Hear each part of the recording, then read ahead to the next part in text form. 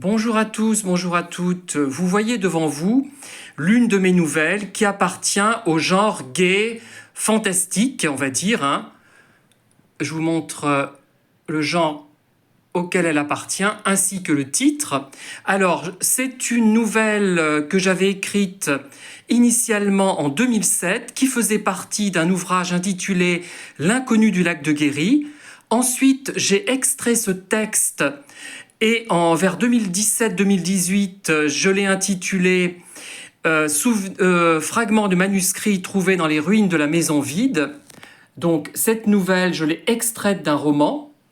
Je l'ai un petit peu peaufiné, amélioré, enfin pas beaucoup, j'ai laissé tel quel. Et j'ai eu l'idée d'en proposer une traduction anglaise.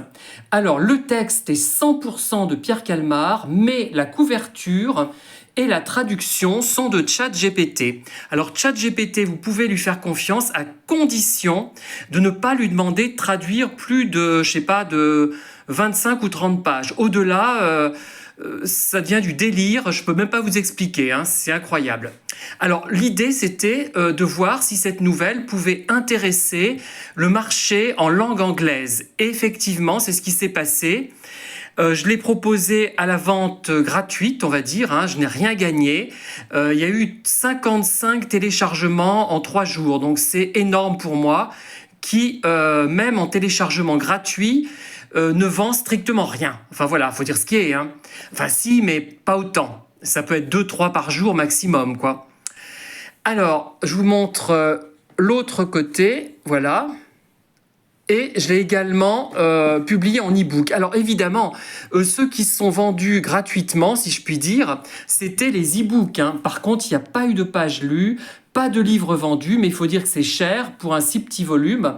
Alors que le volume en version e-book, je le fais à 89 centimes d'euros, c'est-à-dire à 0,99 dollars, hein. Donc même pas un dollar. C'est pour ça. Mais bon, ça a attiré un public différent. Il y a eu des lecteurs du Royaume-Uni, des USA, d'Allemagne, d'Australie, quel autre pays? Du Brésil. Et je crois que c'est à peu près tout. De France, un petit peu aussi. Enfin voilà.